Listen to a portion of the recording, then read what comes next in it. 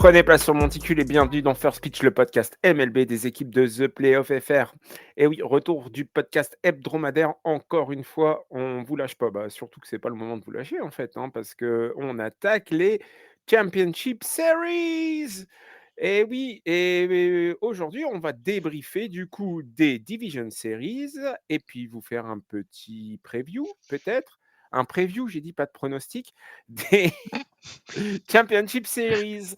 Et vous l'entendez, il est avec moi, c'est mon fidèle compagnon, Jérémy, le Son bouc. fidèle compagnon. Bah ouais, t'as le poil doux et soyeux. Il est gentil en plus. Et t'es gentil, il manquerait plus que tu mordes. Ça va le J? Tu sais quoi? Mmh. Da Yankees lose. Lose! On a niqué, voilà, on a niqué une On aime, série, mais je pense que tout le monde sait. on n'aime pas trop fêter la défaite, mais bon, pour une équipe qui est tant aimée par certains. Ouais, on en rediscutera, tiens, un petit peu, mais non, ça a fait réagir cette défaite, mais bon, c'est les supporters des Il y a Yankees. beaucoup d'enseignements à tirer. Bon, en tout cas, voilà, j'espère que tu as vu les Division Series avec autant de surprises que moi, ou pas? Ou est-ce que tu as pu voir en résumé, ou pas? Mmh. J'ai j'ai eu des matchs de retard. J'ai eu des matchs de retard, mais je me suis rattrapé un petit peu. Mais beaucoup d'un coup, je t'avoue que Et waouh. finalement, le dernier carré, bah, tu penses quoi? Surprise, pas surprise? On débriefe de ça. Je On débriefe, Tu d'accord? même pas un Et petit, non, je dirais pas que je suis pas f j'aurais tu sais quoi? Dans l'après-midi, j'y ai pensé, j'aurais dû reprendre les prédictions qu'on a fait, tu sais, les previews. Tu non, te mais rappelles? non. Ouais, Si, mais je vais non. les refaire. Non, mais si, je vais les reprendre. Parce que je pense Non, qu'on non. était pas loin du compte, hein, Non, si on sur prend certaines en é équipes. ouais, mais si on prend sur, allez rapide avant d'attaquer, mais si on prend, réellement ce qu'on s'était dit en début de saison, oui, il y a des surprises. À part les Dodgers, j'avais pas parié un copec sur les Blue Jays, si tu te rappelles bien. Je me Heu, rappelle. les Mariners, il y avait un petit peu d'espoir, mais voilà. Mais au cours de la saison, les Mariners, si tu te rappelles, j'en ai parlé en bien pendant un certain temps, parce que je trouvais que c'était bien ce qu'ils faisaient. Les Brewers, j'aurais pas parié dessus non plus, tu vois? Mais ce qu'ils ont fait là, puis personne n'aurait parié sur eux avant le All-Star break, soyons honnêtes. Voilà, la fin de saison qu'ils nous font là, elle est forte. Maintenant, je m'attendais, je vais pas dire que je m'attendais à mieux des Cubs, mais c'était serré. C'était très serré, plus serré que ce que j'aurais pu imaginer, tu vois? Je Ouais. m'attendais pas à ça, à des Brewers aussi solides. Voilà, les Phillies, je vais pas dire que je m'attendais à ce qu'ils fassent cette chose-là, mais j'y ai pas cru. Mmh. J'y ai pas cru pendant la saison. Enfin, pas pendant la saison, pendant les playoffs. Pendant la saison, si, je pouvais y croire, mais pendant les playoffs, j'y ai pas cru. Et vraiment, non, je suis un peu surpris. On va dire, si on m'avait demandé en début de saison, j'aurais absolument pas, mis à part les Dodgers, j'aurais absolument pas, mis, Aucun un des cent 3 1 centime sur les reste là. 3 Ouais, autres. ouais, ouais, OK. Eh ben, allez, hein, on débriefe sur les Division Series. C'était sympa à regarder, en tout cas. C'était Ouais. sympa à regarder. Je te propose de commencer par la NLDS avec les Brewers versus les Cubs, justement, parce que c'est ça qui va prendre peut-être le plus de temps et on a senti c'est la revanche de Milwaukee et le home field advantage, il a parlé finalement. Ouais, Parce que game 1, le ton, il a été donné par les Brewers avec un 9-3, on se rappelle avec on en a parlé la semaine dernière, mais un 6 points dans la première manche. Bref, ça a été KO tout de suite, Matthew Boyd qui est passé à côté. Je ne vais pas revenir dessus. Mais on va parler du game 2 où, les Cubs ont retrouvé un peu de puissance. Un match perdu, ceci dit, 7-4 par les Cubs, hem, 3 HR avec 2 retraits, pour les Cubs, scénario inversé. Voit qui nous en met un, à 3 points pour répondre à Suzuki. Contreras un solo, pardon, Voit, c'est pour les Brewers qui répond à Suzuki avec un 3 points. Contreras, il nous fait un solo pour passer devant et Churios, putain, je dis Curios, ça sera ton qui nous fait rentrer 3 points aussi pour creuser l'écart. Bref, il y a eu du répondant, le bullpen, il a bien fonctionné, Misiorowski, il a eu un petit peu de mal, hein, quand même, 3 innings pitch, 4 K. Ceci dit, il a tout lancé entre 100 et 104 miles par hour, ce qui est plutôt stable, en fait, on va dire. Et Uribe qui a conclu, voilà. Et puis, tous les lancers d'Imanaga, en hauteur, ça a été une catastrophe. Ça a été tout 2 HR frappés et pas mal de contacts. Donc, Milwaukee s'en sort avec ce game 2 à 2-0. Les Brewers, peuvent gagner sans HR ou avec, hein, parce qu'on a vu que sur le game 1, il n'y avait pas eu de HR pour marquer les 6 points. Et là, il y en a eu et Chicago, devait trouver un starter solide, mais on en avait parlé déjà la semaine dernière. Game 3 à Wrigley et là, on a un match encore, fou, fou, fou! briller sous les bombes. 1 inning déjà, Yelich qui nous fait un double, Contreras qui profite d'une pop-up non appelée en infield fly, et puis voilà, ça marque. Bush, qui répond avec son 2e HR en lead-off. Pissier qui claque un single et 2 RBI clutch. Voilà, c'était chaud. Les Brewers, ils reviennent. Et puis finalement, c'est 4-3, grâce à Brad Keller, pardon, qui sort du bullpen pour un safe avec 4 outs. Donc du coup, ça fait 2-1. Du Voilà. coup, ça fait 2-1. Pourquoi il n'y a pas eu la infield fly n'a pas été appelée? Wolves, ouais, ouais. Parce que il y avait absence, de ce qu'on pourrait appeler, effort ordinaire. En gros, les joueurs n'étaient pas prêts pour récupérer la balle, donc il fallait laisser jouer. Heu, voilà ce qui s'est passé en gros. Si je reprends réellement, si tu veux, hein, Et tu as travaillé sur la règle? Allons-y. ouais, rapidement, mais, rapidement, je vais te dire ça dès que je retrouve. Ouais, en gros, la balle, c'est une fly qui retombe dans l'infield, pour ceux qui savent pas. Donc déjà, c'est le premier point à savoir. Hem, Qu'est-ce qu'il y a Merci. eu? Donc l'arbitre, il doit juger, si un infielder peut la jouer avec un effort, ce qu'on appelle, on va le mettre entre guillemets, mais un effort ordinaire et l'annoncer immédiatement. S'il y a du vent ou une désorientation, que personne n'était en position pour jouer le jeu, il y a pas d'effort ordinaire, donc le jeu se poursuit. Là, pour le coup, Bush la voit pas la balle et Horner, il part beaucoup trop tard. Donc on juge que la balle, va être jouée avec de l'effort, en fait, donc on laisse jouer. Tu vois ce que je veux dire? La balle n'allait pas retomber dans un gant, assez facilement. Oui, Donc oui, là, il oui. a Ils laissé l'ont pas jouer. cueilli, quoi. Ouais, OK. Voilà, donc c'est pour ça qu'elle est, jouable. Jouable. OK. Voilà. Pour Merci. la petite, en gros, j'ai essayé de faire simple, mais difficile. Bon, bref, le match 4, les Cubs remportent encore au Wrigley Field, là, ce coup-ci, un shutout à 6-0. Matthew Boyd et un bullpen qui est parfait. Ils ont étouffé Milwaukee et oui, Matthew Boyd, j'en ai dit du mal, mais il a sorti un gros match. La défense s'est resserrée, l'attaque a frappé à nouveau dès la première. Bush, Horner était sur base, Happ livre un coup de massue et Chicago revient à 2-2. Le momentum est inversé et tout se jouera dans le Wisconsin, chez les têtes de fromage ou les fromages de tête. Ça dépend, c'est pas le même type. C'est pas le même type, mais Et c'était, l'autre qui est pour les véganes et l'autre qui est pas pour les véganes. ouais, certes. Et tu sais comment Tu on aimes bien le appelle fromage de tête? ouais, moi j'aime bien. Et tu sais comment on appelle Parce que tu es un vieux, tu aimes bien tous les trucs vieux. et tu sais comment Je suis sûr que tu aimes attends, bien j'ai une je suis blague, sûr j'ai une blague. Tu sais comment on appelle une végane qui est conne? Une quinoasse. Quin Tu compris ou pas? Elle est une bonne! connasse. Bon voilà, la espèce de quinoise.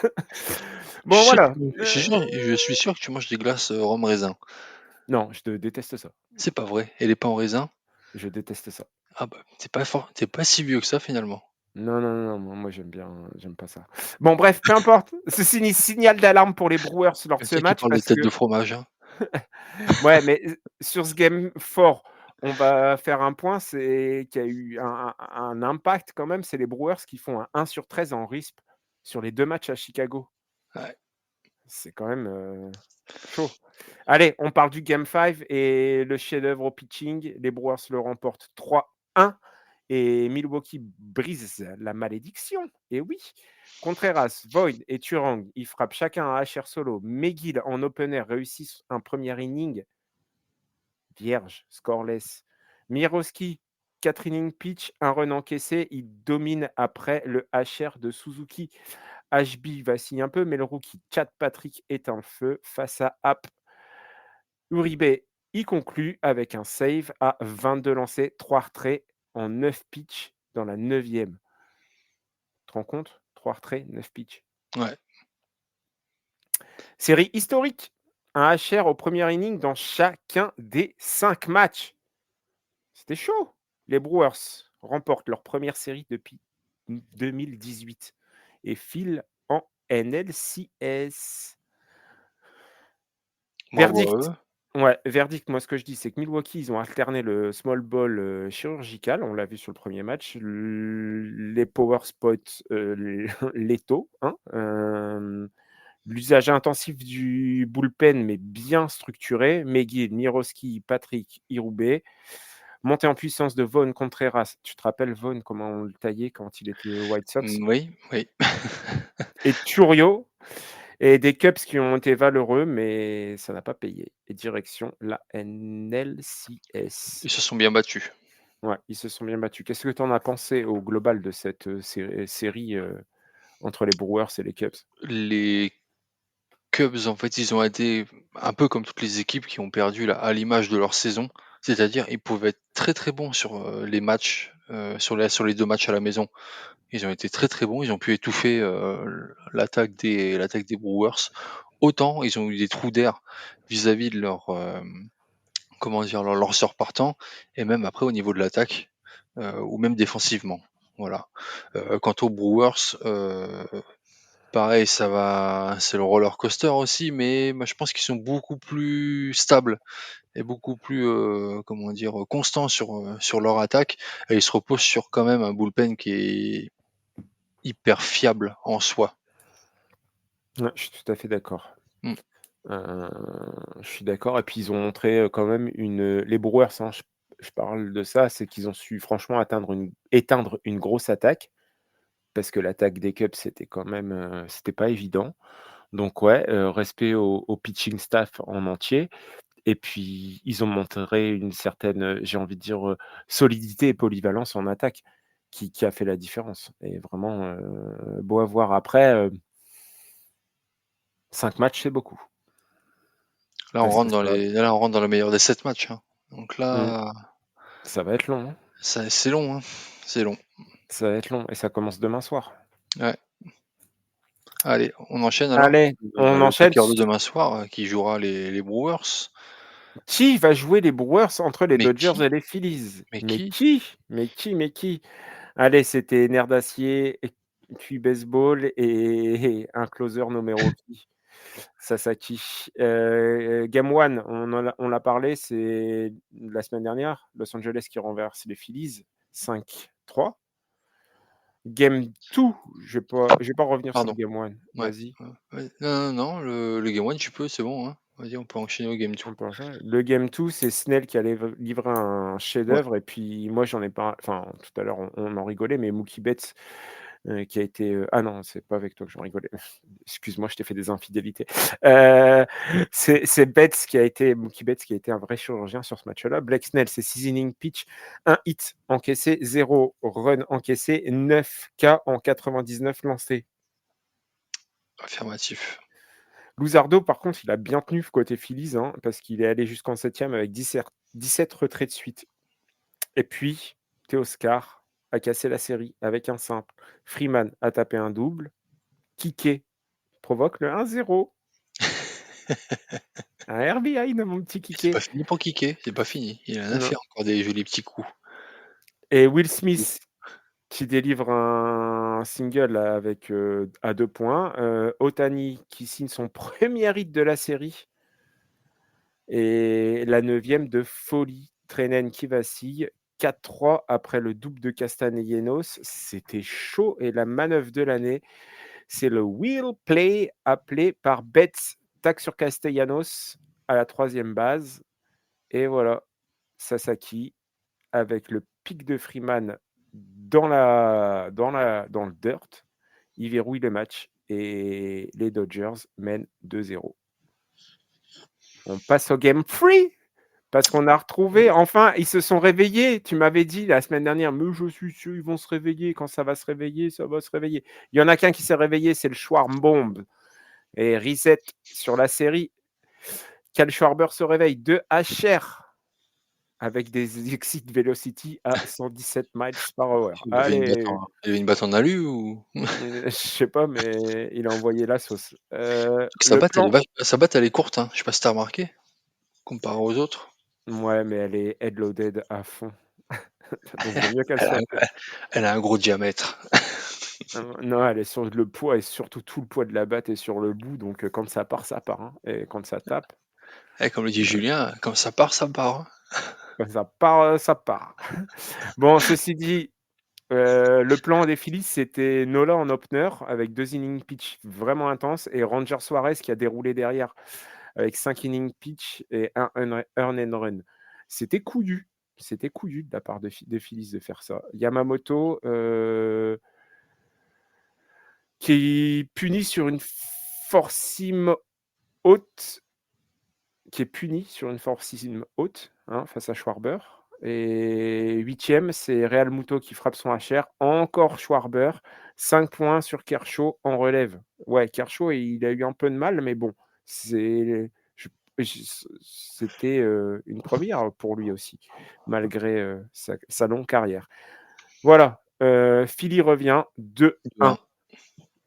Allez, on parle du Ah, walk-off, du error walk-off. le match le Heu, plus dramatique de l'année, je pense, même de la série déjà. le drama, Philly drama. Ouais, 11e manche, victoire 2-1. Vite fait, Glasnow, il fait un match plutôt impeccable, 6 innings pitch, 0 run, 8 K, 90 miles par hour. Christopher Sanchez pareil, hein. Christopher Sanchez répond lui avec un 6,1 inning pitch, un seul run encaissé. Égalisation de Phillies sur un double de Castellanos. En 7e, base ouverte, intentional baby sur Ohtani. Durant finit par un walk sur Betts. Premier bébé in de sa carrière. On arrive à un partout. Phillies mené, Phillies et enfin, pardon, égalisation des Dodgers. Donc déjà, ça sent mauvais parce que l'égalisation, elle arrive quand même sur bases loaded et un walk. Ouais, c'est un peu caca culotte, quoi. Ouais. Roki Sasaki, il finit 3 manches parfaites. Heu, Ça commence à sentir mauvais. 11e, 2 out, base pleine. Paresse tape une balle un peu molle. Kirkering, il a l'out facile en première, mais Qu'est-ce qu'il fait? il force au marbre. La balle part en haut et Sun Kim marque walk-off sur une erreur. C'est tout le problème du baseball aussi et ça on le retrouve pas qu'en MLB, mais on le retrouve surtout sur les terrains français, c'est quand tout le monde gueule, bah ouais, mais après, tu sais plus quoi faire Ouais, et là, il faut rajouter en plus, un stade qui a qui gueulé. qui a gueulé, les joueurs, tout le monde gueule, tout le monde ça court dans tous les sens parce que tu es en basse plaine et tu sais plus quoi faire et oui et je pense qu'il savait plus dans quelle situation il était, il savait plus qu'il y avait de retrait, il savait plus rien. Il était perdu et du Oh bah, coup, on ça s'est vu à son regard et à sa façon de à sa façon de lancer. lancer. Parce Tout à qu'à fait. mon avis, sa décision, elle était déjà prise de lancer en première, mais tout le monde a gueulé et du coup, il a changé sa décision et c'est là où tu vois que le lancer, il est pourri. Mmh. et c'est ce qui arrive souvent sur plein de terrains et là, ça a été, malheureusement, ça a été au vu de beaucoup, Millions de beaucoup de personnes. monde. Ouais, Mmh. ouais, ouais et puis dans un match crucial. Allez, je dis il va s'en remettre, hein, mais voilà. Bon, le fil rouge de la série, c'était quand même les Dodgers qui ont maîtrisé certains moments, Snell, Glasnow, Betts, Freeman, le well play, le will play pardon et le pick, c'était bien vu. Roki Sasaki, le closer. Ouais, ils ont retiré Kiké. Ils auraient pu mettre Kiké. Kiki qui joue 3B, mais qui était pas mal quand même, match 3. Oui, bah, il a été très bon sur il y a une stat sur Kiké, tu sais que c'est l'un des joueurs qui parmi les je il faut que je la retrouve, mais c'est l'un des joueurs qui augmente le plus ses stats, en période de play-off. Je sais plus à combien c'est, mais il y a une stat qui était que j'ai vu qui était assez folle. Ouais, c'était ça. En Ultra polyvalent Tu sur ces vois, matchs-là, là. le plus gros OPS, le plus gros enfin, la plus grosse augmentation d'OPS entre la regular season et la post-season, le premier, tu sais qui c'est? Non. Alors Il est ouais, connu? c'est Carlos Beltran. En regular season, il est à OK, 8,37 et pendant les post-season, il était à 1021. D'accord? Une différence de plus OK. 184. Le deuxième, c'est notre fameux Quique Hernandez qui il y a une différence qui passe de 707 à 881, un plus 174 et le troisième est aussi Hall of Famer, c'est George Brett qui fait 857 Oh! en regular season et en post-season 1023 avec un increase, enfin un plus, une différence de plus 167. Tu vois, Kiké, il se place quand même, voilà. Alors c'est sûr, on dépasse pas les 1 point quelque chose, mais voilà. C Mais il est mais là. là, c'est un joueur qui fait la différence et voilà. C'est pour ça que je l'aime mon Kiké. C'est pour ça que Bah tu oui. l'aimes. En tout cas, Phillies, les 4 dernières saisons, moi je le rappelle, 2022, World Series perdu, 2023, Championship Series perdu, 2024, Championship Series perdu et là cette année, les Division Series 2 perdu. Aïe, aïe, aïe, la maison brûle. Ouais, la enfin, je sais pas si la maison brûle, mais c'est compliqué. Puis tu as vu tous les free agents qui arrivent à la fin de saison. Real Muto, Schwarber, je sais plus qui est-ce qu'il y a. Il y a aussi du lanceur, ça va être compliqué. Suarez, ouais, Ranger Suarez, bref, ça fait beaucoup. Ah, ils sont tombés sur un gros morceau et puis chaque année c'est la même, hein, Dodgers Phillies, on sait très bien que c'est un match. Je pensais que ça allait aller en game 5, ça aurait pu aller en game Ça 5, aurait pu. peut-être sans cette erreur, Ouais, ouais. peut-être sans cette Bah, erreur, sans tu vois? ces erreurs, parce que finalement C'est erreur, charger oui. les bases et Mmh, puis, concéder un walk derrière, c'était chaud. Peut-être parce que Ohtani, il est pas non plus sur des gros playoffs pour l'instant et il non, y pour avait peut-être l'instant, une chance. Alors oui, tu peux te prendre en effet un HR à 2 points, mais certes, mais tu peux aussi derrière, ça peut te remotiver et cetera. Que là, pour l'instant. bêtement se faire Mmh. égaliser, c'est con, quoi.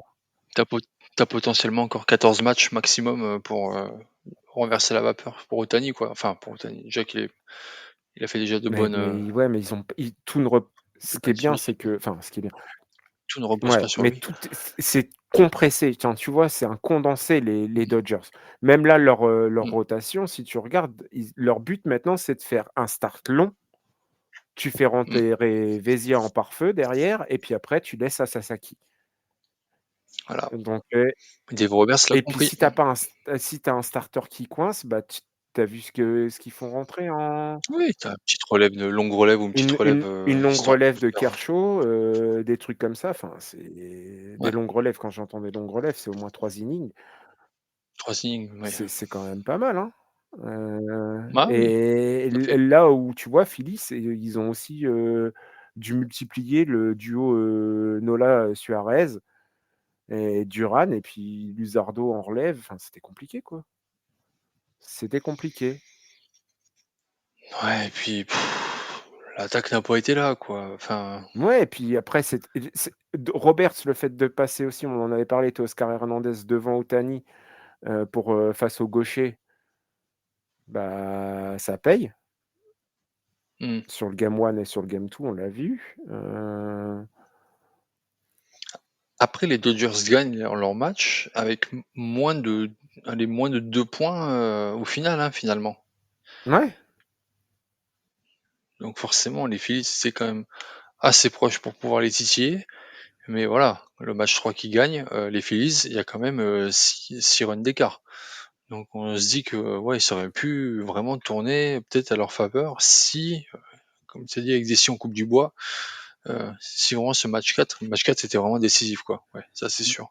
Déjà pour qu'il aille en 11 manches, déjà tu te dis que voilà, c'était vraiment bah, le coup près, quoi. Mmh. Mmh mh. Bon, et Allez, on enfin passe. non, avant, on va passer, on va faire une petite preview de la NLCS. Ah, tu veux Ouais, direct enchaîner comme après ça, la on fait LCS? dans OK, l'ordre. Bon, OK. maintenant, qu'est-ce qu'on a? On va avoir les Dodgers qui vont chez les Brewers. Oh, Rotation de luxe, hein, quand même pour, malgré tout pour, les Dodgers. Snell, Ohtani, Yamamoto, Glasnow, dans un ordre à définir. Roki Sasaki en closer. Kershaw en releveur. Voilà. La défense plutôt bien. Petit avantage peut-être aux Brewers dans les matchs serrés. Ce qu'on attend du côté de Milwaukee, je crois que ça va être, un bullpen bouillant, on en a parlé tout à l'heure, du contact, de la vitesse et de la défense. La puissance opportuniste avec Contreras, Vaughn et Chourio.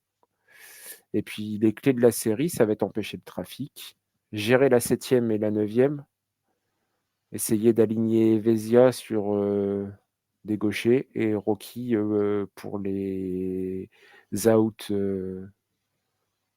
premium, on va dire, en mmh, 9e pour ouais. les Dodgers. Réveiller peut-être Ohtani, hein, au bâton pour les Dodgers, et la hauteur, ne pas rater en haute zone face à Contreras, Surio et Voin, sinon ça va se payer cash. Moi, je sais pas, la série, ça va être quand même, 2 styles différents, hein. Ça va être de la puissance, plus un pourcentage de K qui est assez élevé côté Dodgers, et côté Brewers, c'est contact, pression, course, défense. La série, elle peut être longue, hein. La profondeur de la rotation des Dodgers et la profondeur du bullpen de Milwaukee, elles vont être testées tous les soirs, hein. Ça va être un match de starter face à un match face au bullpen de l'autre équipe. Ouais. Et pour moi, il est impératif que les Dodgers, ils allongent, les starters au maximum. Il faut au moins aller jusque la 6e ou la 7e manche. Je sais pas ce que tu en penses? Moi, je vois que les Dodgers, leur point fort, c'est la puissance, offensive qu'ils ont avec, bon, certes, il faut qu'ils se réveillent Ohtani, Freeman et Mookie Betts et voire même d'autres joueurs, Teoscar Hernandez, Kike, hem, vraiment ils ont vraiment une puissance offensive qui peut les mener loin. La profondeur de l'effectif fait que, voilà, ils peuvent utiliser des joueurs qui ont, toute l'année, comment dire, excellé. Ils ont quand même l'expérience des séries éliminatoires comparé aux Brewers où eux, ça fait depuis combien? 2001? 18. 2018 pardon, tu m'as dit? Ouais, tout à C'est l'heure. la revanche là, de 2001, c'est 2018 les Mariners, justement. pardon. Ouais, c'est ça, 2018. Eux, les Dodgers, on les voit depuis, un certain nombre d'années. Donc le noyau de cette équipe, déjà, a une vaste expérience au niveau des matchs à pression, surtout en octobre, voilà et c'est un avantage non négligeable, surtout en Championship Series. Ça déjà, c'est un gros, gros point fort pour les Dodgers. Ensuite, on peut dire qu'au niveau des points faibles, ben, autant ils ont l'expérience, autant ils ont l'impression de l'attente qu'ils ont des fans des Dodgers. Voilà, avec un tel effectif, avec, le salary cap qu'ils ont, le résultat en fait, de toute façon, le résultat est inévitable. Il faut qu'ils aillent aux World Series pour confirmer déjà, leur, back to back et surtout avec ce qu'ils ont dans leur effectif, ils sont obligés d'aller en World Series. Donc ça déjà, c'est un point faible parce qu'ils peuvent avoir une pression par rapport à ça. Ensuite, la pression, c'est comme tu l'as dit, les points faibles, ben, s'ils ont, on va dire, ça peut arriver, un partant forcément qui se manque, sur ces peut-être 2 matchs, parce que c'est 7 matchs, attention les Championship Series, donc il suffit qu'il y ait 2 partants qui se loupent sur 2 matchs et qu'ils fassent un bullpen game après ensuite. Ça peut avec surtout, et là on va revenir sur les points forts de Milwaukee, l'attaque avec Chourio, avec Vaughn, etc. Ils vont peut-être pouvoir en profiter, donc méfiance. Voilà. Au niveau des Brewers, le monticule a montré et le pitching staff, pardon, a montré que voilà, ils pouvaient compter sur eux. Maintenant, c'est des gros. Là, on attaque quand même les gros matchs en jeu sur une longue durée.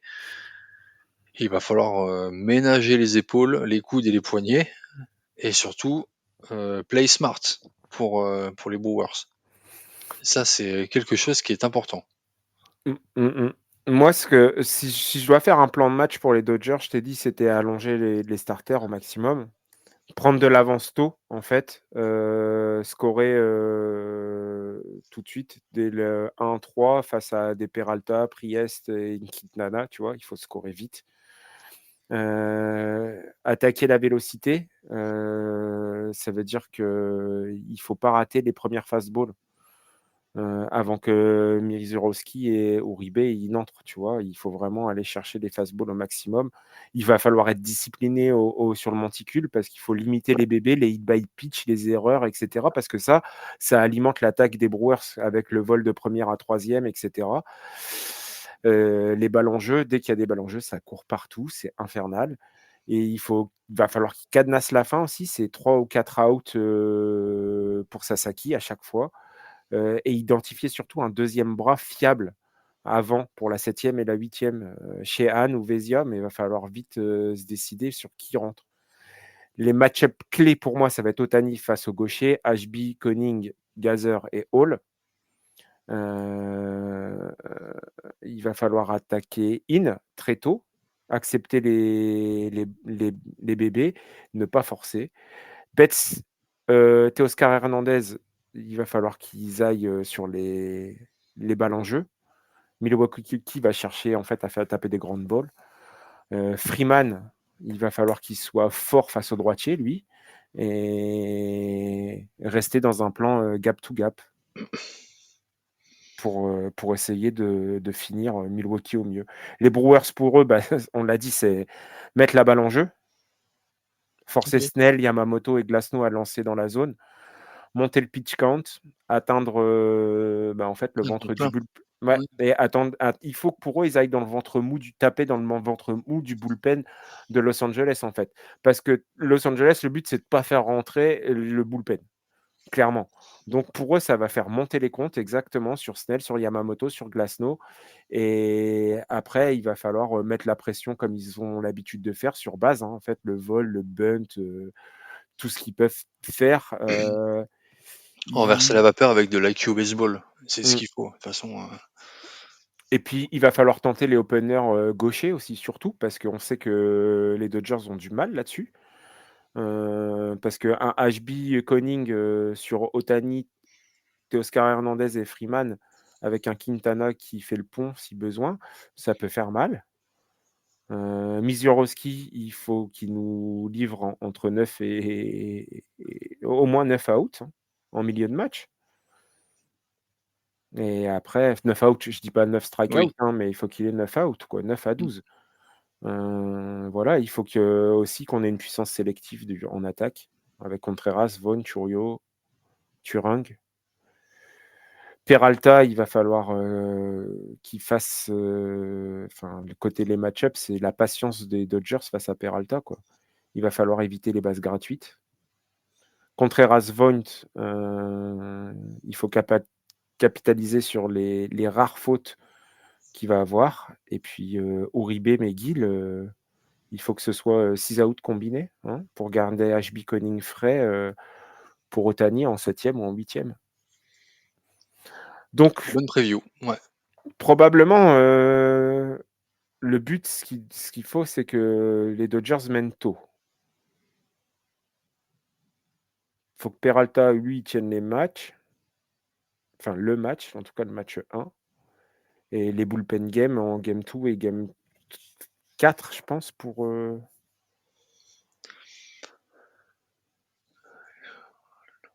pour Milwaukee?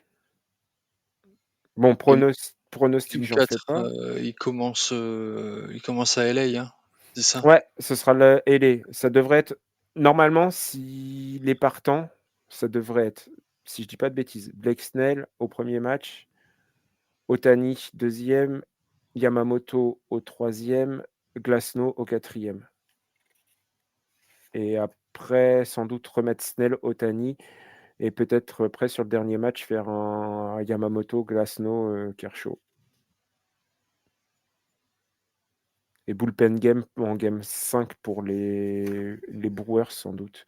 Ça va faire Peralta, Priest, Quintana avec une relève longue de Koenig et derrière on remet Peralta et après bullpen game, Priest, Quintana en opener, Peralta pour 1 ou 2 innings et Mizorowski, Uribe, McGill pour finir s'il y a un game 7. Voilà ce que j'en pense. Gestion du bullpen, hein, quoi qu'il arrive, des 2 côtés. OK, bah, parfait. L'arbitrage aussi.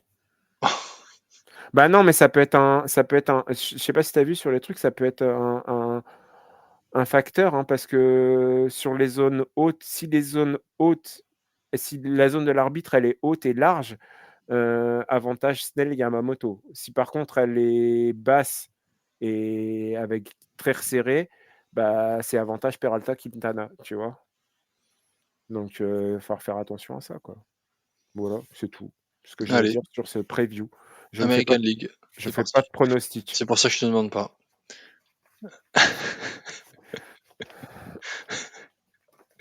Tu voulais que je te demande?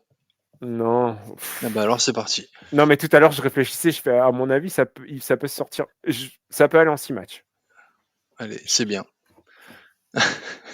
Allez, passons à au ALDS et on va dans l'American League du coup et on revient sur les Division Series de l'American League et la première, et ben ça va être Blue Jay Yankees parce que c'est la première qui a fini et on avait quitté la semaine dernière, sur un Vladdy et Kershaw, nos amis, Yankees C'était le match et 2, non? C'est ça, hein? non, c'était le match 1. On Tu es s'est fait le sûr? match 1. Ah bah oui. Ah non, c'était le match 2, bien vu, c'était Yes Savage. Eh Oui, oui, oui, oui, oui, oui, oui. Bon, premier match, vous le savez, perdu 10-1, Toronto gagne 10-1, pardon. Game 2, et bah, de nouveau, c'est là où on était ensemble. ouais, ouais, ouais, c'était, un mois de juillet en plein octobre, côté Toronto. Trey Savage, qui nous fait 5 innings pitch, no hit, un no-hitter, ouais, enfin, oui, si, no hit, vu que le seul hit qui a été frappé a été jugé comme une erreur. Mmh, merci Vladi. Hem, 11 K. Vladi qui cogne un grand slam, Varsho, Le qui nous fait un 4 sur salopard, grand 5. slam de salopard. Une attaque qui a été clinique, Fried qui a complètement coulé. Le Ah bon? toute l'attaque a coulé d'ailleurs, côté Yankees. C'était difficile. C'était difficile. Oui, comme tu as dit, ils ont commencé à marquer des points quand tout le stade était vide, c'est ça? Ouais, c'est ça. Il y en a qu'un seul qui marche, hein, Bah ouais, il y en a qu'un seul qui a marché, hein, dans ces Division Series. Allez, bah plusieurs, ouais. on va dire, plusieurs. On continue, match 3. Match 3, bah, c'est Judge. Judge qui rallume le Bronx. Menés 6-1, les Yankees passent un 8-0 et Judge, il nous fait un 3 sur 4, un HR, 4 RBI. Voilà, le bullpen de New York qui nous lance 6 innings, 6 innings, 2 tiers pour 0 run encaissé. La défense et la relève de Toronto craquent complètement. Bah, match remporté par New York Yankees, au terme d'une belle remontée, d'une belle remontada. 2-1. 2-1 et puis game 4, bullpen D maîtrisé, puis rideau. The Yankees lose! Et ouais, 8 lanceurs des Blue Jays pour 2 points concédés. Lux qui frappe un single à 2 RBI en 7e après une erreur de Jazz Chisholm. Barger, 3 hits. Schlitter qui refait une sortie correcte, mais qui n'est pas du tout soutenu. Victoire 5-2 des Blue Jays. Et rien, rien, rien. Apathique, ces Yankees. On autopsie les Yankees d'abord? Non, mais d'abord, c'est moi ce que rendons à César ce qui appartient à César. C'est-à-dire que moi, j'ai trouvé l'attaque des Blue Jays patiente et disciplinée.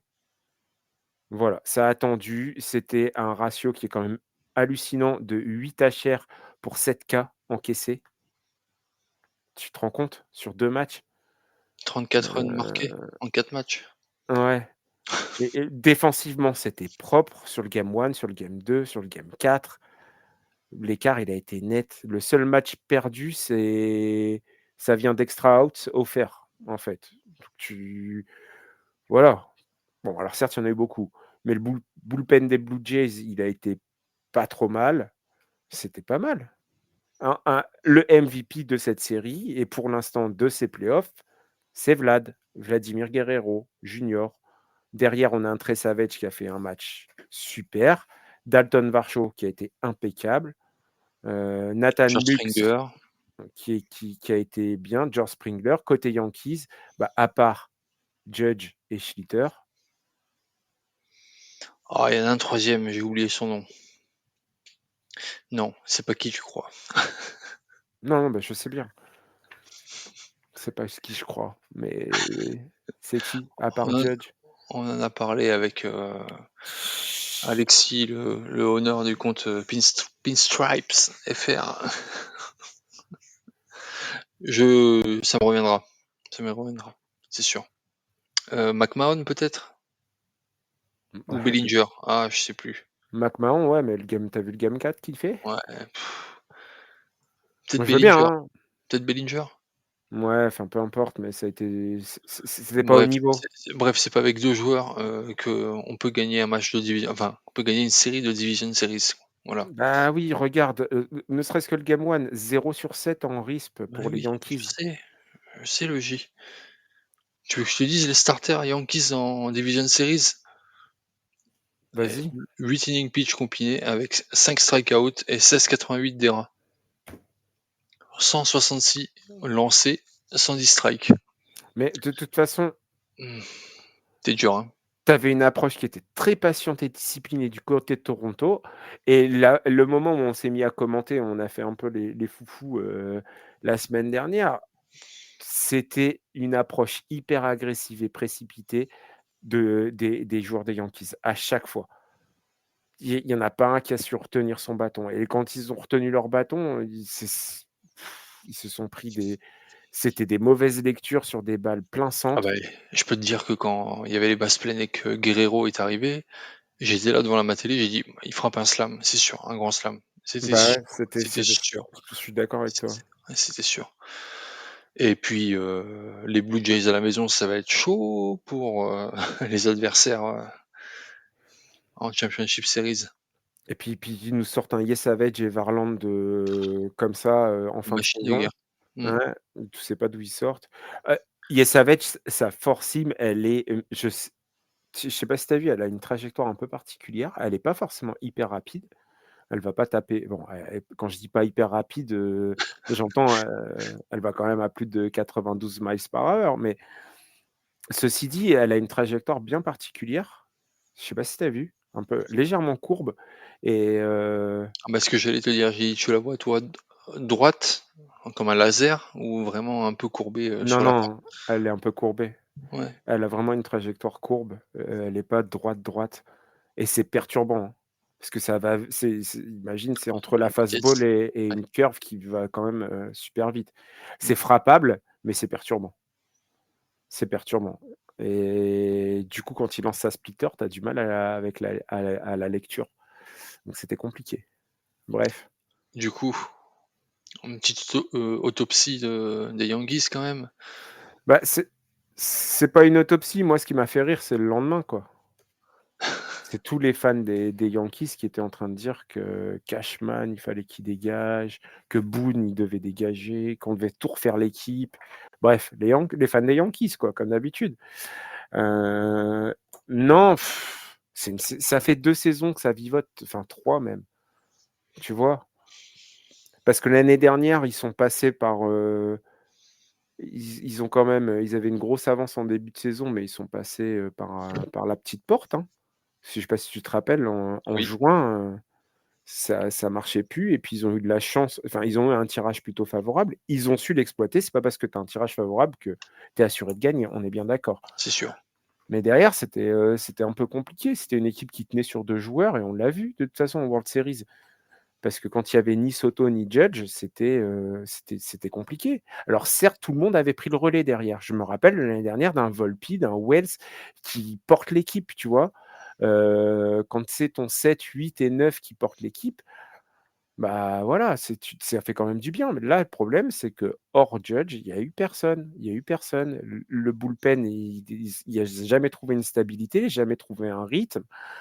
Voilà, on peut dire tout ce qu'on veut de Boone, il a quand même, su se repenser sur certaines choses. Mais voilà, je pense qu'il y a des joueurs qui malheureusement, Volpi, je lui en veux pas encore une fois, mais je pense que, tu vois, il aurait fallu le sortir déjà depuis bien longtemps, avant même les playoffs. Il est pas dans le rythme depuis un moment, il a eu une saison catastrophique et bref, je pense que l'équipe est pour moi réellement, ils étaient mieux armés cette année que l'année dernière. Je pense. Par contre, en effet, c'est là où on peut critiquer Boone. C'est parce que là, pour le coup, c'est lui qui a géré, qui a Ah bah, oui, managé, quoi. oui, Et là, ça a pas été oui, bon du tout. oui, Mais c'est pas bon en c'est pas les playoffs, hein. Moi, je veux pas mettre en cause Boone sur les playoffs. C'est avant. C'est avant les playoffs. Il a pas cherché à structurer une équipe pour les playoffs. Tu vois? mmh, Parce que, tout à fait. il y avait peu de chances qu'il se qualifie pas au bout d'un moment, tu vois? Il nous restait tout le mois de septembre. Oui, c'était un peu dur, c'était un peu chaud, mais justement, tu avais aussi une certaine marge parce que derrière, tu avais les Red Sox qui étaient certes qui collaient un peu au cul, mais en dessous, tu vois, la centrale était assez faible, la Ouest, elle était très faible parce que finalement, qui est-ce qui est sorti? Uniquement les Mariners.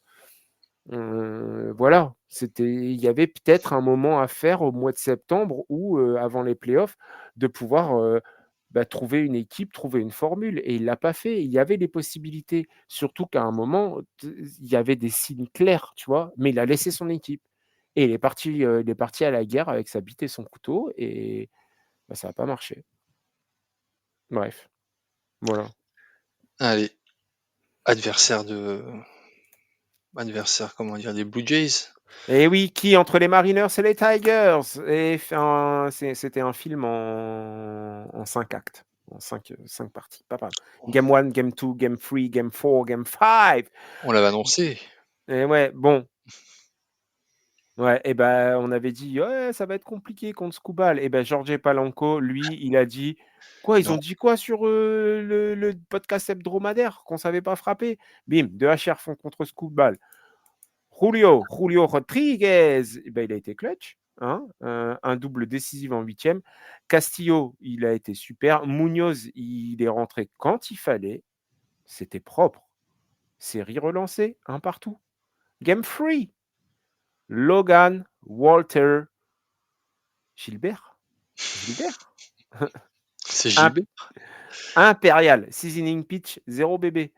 Seattle met la pression, discipline, course, puissance. La défense de Détroit, elle craque. JP, John Paul Crawford et Cal Raleigh, ils ont enfoncé le clou. Et oui, j'avais dit que Crawford, c'était pas ça, mais quand il est là, il est là. Oh, il est auteur quand même d'une très bonne saison, que ce soit en défense ou en attaque. À noter. Ah oui, les Mariners remportent 8-4 le Game 3. 2-1. 2-1, exactement, pour les Mariners. Game 4, Oh, game 4 et à qui est de retour. Détroit et survie de Détroit. Les Bâtons qui se sont réveillés juste au moment où il fallait. Seattle garde Munoz dans le viseur pour un game 5 au couteau. Tu te rappelles ce qu'on a dit sur la gestion des pitchers la semaine dernière? Oui, Eh ben, je pense qu'il avait entendu l'épisode. Il s'est dit, bon, match 5, après, on risque. Victoire 4-2 des Tigers.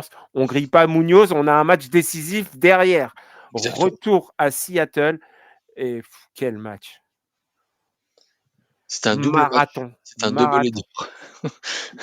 4h58, 472 lancés. Skubal héroïque, 6 innings pitch, 13 K, Carpenter, 1 HR, 4 hits, 2 bébés à la Babe Ruth. Seattle Tiens, égalise par Léo Rivas en pitch hitter. Puis, qui est le sauveur? Qui frappe le walk-off sur un compte plein et des bases pleines? JP? Palanco! Palanco, héros d'une série. Bravo. Et oui, c'était un film en 5 actes avec comme acteur principal Jorge Palanco. Je suis le docteur Palanco. Tu veux voir ma grosse batte? Je vais faire redémarrer ton cœur. Et oui, parce que les cœurs s'étaient arrêtés à Seattle jusqu'à ce walk-off. 15 manches, interminables. Pourquoi Seattle passe? Bah, ils ont été clutch à chaque fois. Le trio offensif, Julio, Raleigh, Palanco, ils ont fait la bascule. Le staff, Gilbert, Castellanos, géré à la perfection. Munoz, quasi été quotidien. Le bullpen, le pitching staff au top. Détroit, inefficace en RISP. 1 sur 9 en Game 5 avec 10 left on base. Sur un Game 5 au couteau, à 15 manches. Bah, les héros, Jorge Palanco, on l'a dit, Julio Rodriguez, Cal Raleigh, avec encore un HR opposite en Game 3. Allez, tranquille, ciao. Mais j'ai bien aimé ce moment avec le supporter, tu as vu, qui avait son t-shirt 61 et puis qui le lève, ouais, puis il retire 62. Ouais, et pile sur lui en plus, c'était un truc de ouf. Franchement, c'était un truc de malade. Coïncidence? Je ne crois pas. C'est scripté. La MLB est scriptée. Ils ont déjà le Côté vainqueur, en fait. ouais. Merde. Bah ouais, ça Comment on va être fait? Kershaw Farewell Tour. Tarik Koubal qui lui a noté côté Détroit, bah, a sauvé, mais c'est symptomatique de Détroit et d'une saison un peu compliquée. On a vu qu'ils ont terminé sur le rythme de la saison dernière, que quand ça allait mal, ils tenaient plus que sur Skubal et bah, ça s'est confirmé parce que Skubal et Carpenter, à part ça, ça a été le vide, hein. Et les Tigers ont eu la chance d'avoir, eux, un lanceur qui a tenu sur la longueur, contrairement à New York, tu vois, parce que si Max Fried fait un gros match, C'est pas c'est la même, hein? Ouais. c'est pas la même. Ça Mmh. nous fait peut-être un Game 5 aussi, en quinzième manche. Bref. 3 matchs gagnés, 3-2 par Seattle. Voilà. Et le match le plus long des playoffs de l'histoire de la MLB. C'est un Rien que truc de ça. ouf. Rien que ça. Et ils reviennent en Championship Series depuis 2001, Exactement. l'année Et donc, d'Ichiro l'année l'année d'Ichiro Suzuki. d'Ichiro, ouais, c'est ça. Bon, Preview? preview? Preview. Phew! Preview! Bon, game 1, on risque d'avoir un Bryce Miller versus Kevin Gausman, si je dis pas de bêtises. Parce que Ça Bryce serait Miller bien. a été annoncé. C'est ce soir d'ailleurs, c'est ce soir. C'est ce soir, c'est cette nuit, c'est après nous, après 2 heures l'enregistrement. du matin, ouais. 2 heures du matin. Enfin, Je j'espère crois, qu'on hein? aura 2 fini. heures ou 1 heure? Ouais, C'est ça, 2h08 du ouais, matin. ouais. Je sais pas pourquoi ils font ça, là. Bah, j'en sais rien non plus. Surtout qu'ils commencent à écart, quoi. Ouais, on dirait des heures du collège, tu as vu. Qu'est-ce que j'allais dire? Rien. Si objectif, c'est survivre pour Seattle sur ce match one, hein. La clé pour Toronto, ça va être de chasser la force sim de Miller au-dessus de la zone. Parce qu'il y vit, hein, notre petit Bryce Miller. Et après, il va falloir plutôt swinger assez tôt si strike one. Derrière, il va falloir swinger un peu plus tôt. Raccourcir peut-être un peu les bâtons. Et voilà. Et puis la file d'attente Springer, Vladdy, Varcho. Ça va être 3 plate appearances disciplinées consécutifs. Ça peut monter les comptes. Du base running sale quand il va avoir du contact au sol. La pression sur les corners et ça va être compliqué. Et pour Seattle, eux, Miller, c'est 70% de fastball. Il a un mix de slider Mais ça va être du coup être fastball, slider sur, Springer et Vladdy. Il va falloir qu'il en l'enchaîne parce que Enfin, qu'il change son arsenal un petit peu parce que bah, s'il surtout qu'il utilise va falloir qu'il change le tempo de ses lancers. Parce que s'il fait slider, enfin, s'il fait fastball, fastball, fastball et qu'il vient ensuite sur la slider, ça va être compliqué. Il faut qu'il mette la slider très tôt.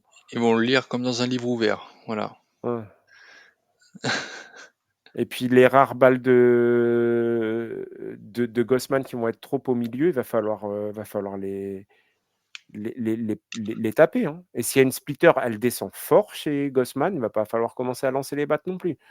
Sinon, on va avoir un festival de strikeout. Donc le match-up, ça va être, ouais, ça va être plutôt tendu. Mmh. Game 2, ça devrait être, Castillo contre Trey Savage et là, ça va être sympa. Il va falloir, que Toronto fasse monter le compte sur, Castellano et Varsho Clement qui vont devoir attaquer la zone assez fort sur Castellano aussi et pour Seattle, ben, il va falloir, justement, c'est ce que je disais, gérer cette balle, cette fastball et la hauteur et bien différencier la split de sa fastball parce que ça va être compliqué sinon. Ça va être compliqué et Crawford et Polanco, il faut qu'ils soient sur base. Absolument, absolument. Le match-up, ça va être Castellano, Vladdy Guerrero et Yesavage Raleigh. Ça va être tendu. Après les Blue Jays, ils peuvent se fier sur leur attaque tenace et équilibrée. D'accord. Leur défense qui est de qualité quand même, voilà, et la rotation qui est hyper solide. Ouais, ouais, ouais, c'est ça parce qu'on va quand même avoir, tu vois, si je remonte, si on fait des prédictions, on a Luis Castillo, en game 2, George Kirby qui risque de rentrer tu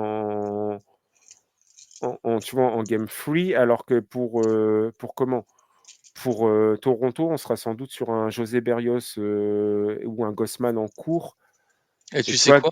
game 4, c'est Brian Wu qui a été remis dans C'est ça, le qui était mis dans le pitching staff des 13 gars. donc il risque de commencer le game 4 et derrière on aura un Chris Bassitt et ou certainement un Yes Savage en start court donc Et tu vois? voire même, le retour du retour, il y a Max Scherzer et Bassitt qui ont été ajoutés. Ouais mais Scherzer, ouais Bassitt a été ajouté, mais Bassitt risque de faire le Bah, game 4. j'ai vu Scherzer aussi. Est-ce qu'il Après, va être comme Kershaw en longue. je sais pas. Et du coup, un petit peu les points faibles des Blue Jays quand même, bah, ils en ont. Mmh, Tout comme vas-y. Seattle, l'inexpérience relative en fin de série, enfin, sur les séries quoi, voilà, donc ils savent pas comment. Une expérience totale. Une expérience totale, voilà, et peut-être une dépendance à comment dire? À la gest à l'off oui, gestion offensive, mais plus sur le contact, tu vois? La puissance pure et dure, on l'a, mais elle est pas forcément, comment dire? On la voit pas de suite, quoi. On est voilà, il fera beaucoup de hits où ils se mettent sur base, ils se positionnent, voilà, donc la puissance pure, c'est pas trop l'ADN, on va dire, des Blue Jays. Donc là, peut-être que, s'ils sont dépendants de ces contacts-là, avec Seattle, ça risque peut-être de coincer. Pour Seattle, le point fort, pour moi, comme tu l'as dit, le monticule qui est dominant et une attaque qui est hyper opportuniste. Voilà. Ça, c'est vraiment les points forts de Seattle et de ce qu'on a pu voir tout au long de la saison et surtout là en post-season. Et les points faibles, on peut le dire, l'inconstance offensive de Seattle par moment. Ouais, c'est ça. Parce que Raleigh, c'est moins de 25, hein. Pardon, Raleigh, c'est moins de 25, en average. C'est compliqué et bah, les trucs à surveiller, je pense que ça va être au pitching, ça va être les zones basses, sur les splits et les sinkers, Gossman, Kirby, Castellano. Mais je pense que c'est avantage Gossman là-dessus. Parce que Castellano, ce qui est fort, c'est la défense. Moi, ce que j'ai trouvé fort chez les Mariners, c'est Castellano, c'est pas forcément des lanceurs qui vont lancer un taux de strikeout qui va être important, mais ils vont lancer, des balles qui sont souvent frappées en fly out, en fait. Donc il y a une grosse défense. Si tu regardes l'outfield est précieux pour les pour les Mariners. Il faut faire le taf là-dessus parce que Castellanos, c'est un lanceur vraiment qui se fait frapper, mais qui a tellement un spin rate tellement important que même s'il se fait frapper, les balles généralement montent et pop, et c'est souvent des fly-out. Il va falloir surveiller, c'est Vladi aussi sur ses premières plate apparences, parce que s'il frappe tôt, ça va être compliqué. Et puis pour Seattle, c'est l'utilisation de Munoz. Il faut que ce soit au moins 6 ou 7 outs.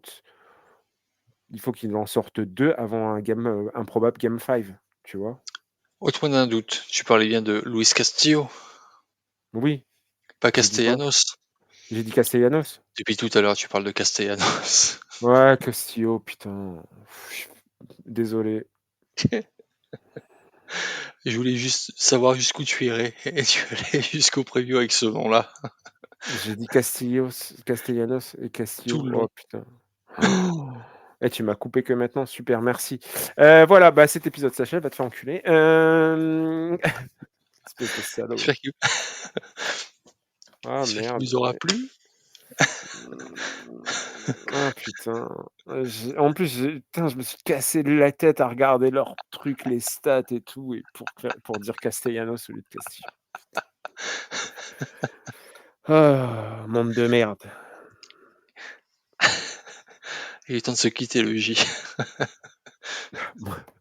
Pourquoi a-t-il dit monde de merde? Sa dernière phrase. Tu connais ce film? Non. Oh putain. C'est La quoi? classe américaine, George Abitbol, l'homme le plus classe du monde. Tu connais pas? Tu jamais vu? C'est Habitbol, disponible. non. Abitbol, George Abitbol. Et oui, mon petit José.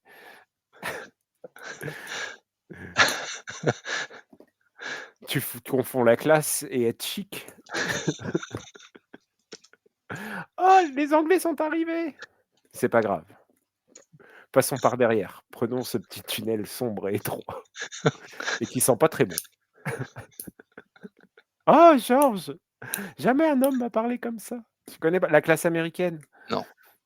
Je te jure, mais c'est disponible sur YouTube. C'était des doubleurs français, dans les années 90, en fait, qui ont fait un montage avec plein de films différents et qui ont tout redoublé. Et je le conseille et je conseille aux gens, si vous aimez bien rire, c'est assez drôle.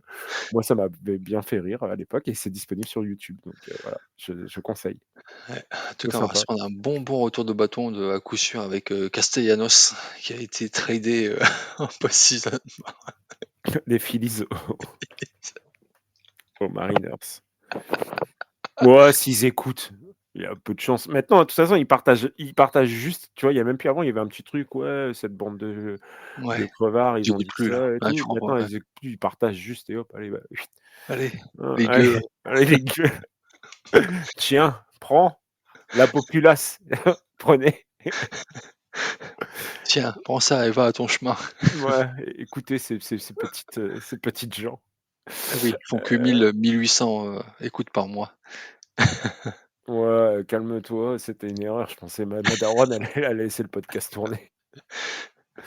Elle Et le comprenait et le rien. J, j'oubliais. Attends, Hein, avant qu'on se quitte. les players of the DS, tu avais dit qu'on le ferait? Non, on a dit, bon, Vlad Guerrero, déjà. Ouais, en pour la L, je Ouais, suis bien d'accord sûr. avec toi. Et la NL, Andrew Vaughn. Oh! Oh! Oh! T'avais mis qui, toi? Kiké, oui, pardon, c'est vrai. Moi, j'avais dit Piqué. Non, je mets Contreras, William Contreras. Eh ben, c'est bien. Ok. Non, allez, non, non, Non, tu sérieusement. sais quoi? J'allais te dire, sérieusement, j'allais te Mais dire. Andrew Vaughn, c'est vraiment, je pense, ouais, tu raison là-dessus. Tu as raison. Je suis d'accord avec toi. Sur les 10, hein. Après, voilà, hein. Non, On non, avait sur dit les DS, je parle uniquement player sur of les DS. 10. Ouais, ouais, c'est ça. Je parle uniquement sur les DS, hein, voilà. Ouais. Parce qu'après, il y a beaucoup, tu regardes là où ça enfin, ouais. Ouais, ouais, si Andrew Vaughn ou Contreras. Parce qu'après je parlais de Mookie Betts, moi, vraiment, s'il fallait en chercher un, mais Je pense qu'en allez, parce que Mookie Betts, il fait quand même une série assez intéressante. Après, il faut aller chercher un vainqueur, tu vois? Hein, des gens qui sont sortis bien sûr, oui. parce que tu vois, Nico Horner, il fait quand même une très bonne série, mais tu peux pas Oui, mais aller moi j'ai choisi que les vainqueurs, des séries. ouais, voilà, c'est ça. Ouais, ouais. S'il faut prendre un vainqueur, tu vois, voilà, j'irai chercher Andrew Vaughn, en effet, parce que sinon, pour moi, celui qui a été vraiment bon sur les séries en NL, c'est Nico Horner. Mmh. Malgré, l'erreur, la fameuse erreur. Mais sinon, voilà, pour moi, c'est Nico Horner qui a le mieux joué, sur toutes les mais bon, il est pas vainqueur. Voilà. Bon, ce soir, premier match cette nuit, donc quand le podcast sortira, vous aurez déjà le résultat du match, du game 1 entre les Blue Jays et les Mariners. Ça se joue dans la nuit, Jérém nous l'a dit, à Toronto. C'est ça? Au À Rogers Toronto, au Center? Rangers Center. Ah, j'avais préparé un truc sur les ambiances. Oh! Non, je te Ouais, jure, c'est vrai. tu feras un hors-série, c'est bon. Oh quoi, je ferai un hors-série, mais je te jure, c'est vrai, mais il va vite. Je le retrouve tout de suite, si tu veux. Les tendances. Attends, j'ai mis ça dans un petit fichier que je regarde. Oh, j'ai raté mon fichier. Non, c'est bon, je l'ai retrouvé. Battle Fan, Battle Fan. Alors, qu'est-ce que j'ai noté? Rogers Center versus T-Mobile Park. 2 foules, 2 philosophies et une même fin d'histoire. Rogers Center, l'orgueil du Nord. L'ambiance. Ouais, je sais. Bah, l'autre aussi, c'est au Nord, remarque. Vraiment un boulet, mon putain. C'est une muraille sonore constante et puis on va aller avoir le Haut-Canada qui va être chanté à plein poumon dès le début et quand Vlad, il va arriver ou Springer vont se mettre à la batte, ça va gueuler, ça va être bruyant, un mur de décibels métallique qui amplifié par le toit. Avantage psychologique, toit fermé, ça neutralise le vent et ça rend les HR plus probables. C'est parfait pour la puissance de Toronto. Les Mariners, ils sont souvent déphasés. Le bruit résonne différemment. Ils ont pas de repères visuels. La lumière artificielle, elle est assez dure. Les Blue Jays ont gagné 15 des 24 derniers matchs à domicile. Ils commencent fort et finissent fort. Le T-Mobile Park, C'est ça, c'est ma devise ça. ouais, il est plus organique, plus émotionnel et plus viscéral. Heu, c'est déjà, les pancartes «Believe» qui vont ressurgir, les cris dans les nuits d'octobre. C'est une vraie caisse de résonance par contre, le stade, donc c'est un bruit un peu plus lourd et plus long. Avantage psychologique, c'est que les Jays n'aiment pas voyager à au T-Mobile Park, parce que chaque, contact banal, c'est hué, chaque strikeout de Gilbert est célébré comme un walk-off. Donc vraiment l'ambiance va être différente. Au niveau des volumes et du décibel, avantage T-Mobile Park. Au niveau de l'intensité émotionnelle, avantage T-Mobile Park. Au niveau de la discipline, du timing, et cetera, avantage Rogers Center. Influence sur l'équipe, et bah, c'est avantage T-Mobile Park.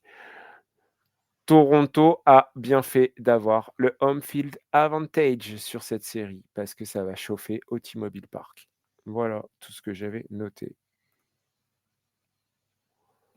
Et le reste, non. Les autres, je m'en bats les couilles. Pardon, Balek.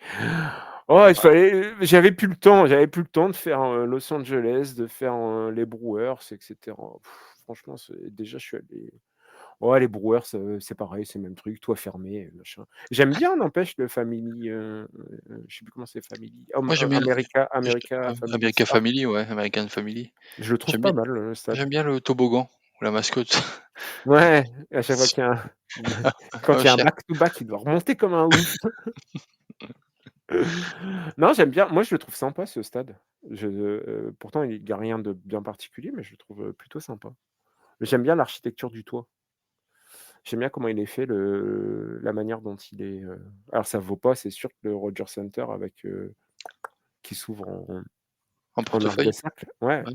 mais, Là, il est pas je le trouve pas mal. Et puis avec la tour immense qu'il y a au pied du Rogers Center, ça fait une sacrée vue quand même, hein. Ouais, c'est sûr. Bah, d'ailleurs, c'est Bataille des aiguilles, en fait, de Needle, Ouais, parce à qu'il y a Seattle, aussi à Seattle. il y a la Et même. ouais, Ouais. qu'il y a des et ben voilà, on a trouvé un nom pour cette série.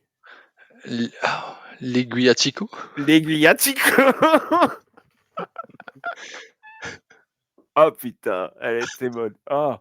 Oh, je suis tellement fier de nous. Oh, j'en peux plus. Fier de Bon, nous comme, les plus de 1 an de podcast hebdomadaire qu'on a dépassé. ouais, on a dépassé les plus d'1 an de podcast hebdomadaire, c'est vrai, c'est vrai. Et Journée still alive. oui, oh, still alive. Hebdomadaire, on n'a pas dit hebdomadaire, attention. C'est journée anniversaire aujourd'hui d'ailleurs. Je souhaite un très bon anniversaire à qui de droit. Elle se reconnaîtra. De toute façon, elle écoute pas, donc je m'en fous. Mais je l'embrasse bien fort. Derrière, non, qu'est-ce que j'allais dire? Ouais, 1 an de podcast. On n'a pas été régulier au début, mais on a tenu sur la fin. C'est plutôt pas mal. C'est plutôt pas mal. On verra ce qu'on fera pour la suite, hein? Pas de précipitation. Pas de précipitation. On va déjà terminer la saison avec, Déjà. nos sacoches sous les yeux là. Ça va être bien, ça va être bien. Allez le J, encore 3 semaines. Allez, ou moins? Ah bah non, parce que ça commencera quoi qu'il arrive à la même date. Ouais, Mmh. Mais ça peut finir plus tôt. ça peut finir tôt. Allez, Si on a un Dodgers, Mariners, je sens que ça va être une boucherie côté Dodgers. Ils vont défoncer les Mariners. allez, on se quitte là-dessus. On se quitte là-dessus. J'avais dit pas de pronos, putain. Bon, on espère que cet épisode vous a plu. N'hésitez pas à venir, commenter, partager, sur les plateformes d'écoute. Mettre une note aussi sur les plateformes d'écoute, ça aide à rendre, bah, le baseball plus visible. Tiens, j'ai repris une phrase de quelqu'un. Et puis venir surtout partager avec nous sur X, sur le Discord communautaire, n'hésitez pas à nous retrouver pour échanger. Sinon, bah, j'ai plus qu'à vous souhaiter une bonne journée, une bonne semaine, une bonne soirée, une bonne route si vous êtes sur la route, un bon appétit si vous mangez, un bon caca si vous faites caca et surtout jamais les 2 en même temps. L'hygiène, c'est primordial et puis comme Safety d'habitude, first. c'est oui et ouais, bah, safety first, ouais et puis surtout, surtout, surtout un joyeux Noël, si vous nous écoutez, comme moi, comme un con, vous écoutez tous les épisodes sur 1 an. Bon, voilà, on se quitte là-dessus et puis on se dit à la semaine prochaine. Jérém, semaine À la semaine prochaine? prochaine, ouais. Bon match à vous. Ouais et puis Heu, on se Buvez du retrouve. café ou alors regardez en replay. Voilà, c'est ça, comme moi, parce que le café, là, au taf, à l'hôpital, c'est tout, je Du suis jus de dedans. chaussette. Non, tu es ouf, c'est moi qui le fais. C'est un Ah truc ouais? ah ouais, il C'est tabasse. le barista. Ah ouais, il tabasse. Avec ça, tu tiens une garde, tu prends une tasse, c'est bon, hein. Waouh! Ah, le matin, je démarre direct, je le bois, 9h30, je suis dans les chambres, je fais: «Allez hop, hop, hop, debout, on y va, allez, hop, c'est parti, on va en salle de rééducation. Allez, on se dépêche». Ah, ils sont chauds. À 10h30, j'ai fini ma journée. Bon allez, sur ce, vous en foutez de ma vie. Ce coup-ci, on se quitte vraiment. Allez, joyeux Noël à tous et bon anniversaire. Ciao Jérémy, à la semaine prochaine. Ciao J. Ciao, ciao.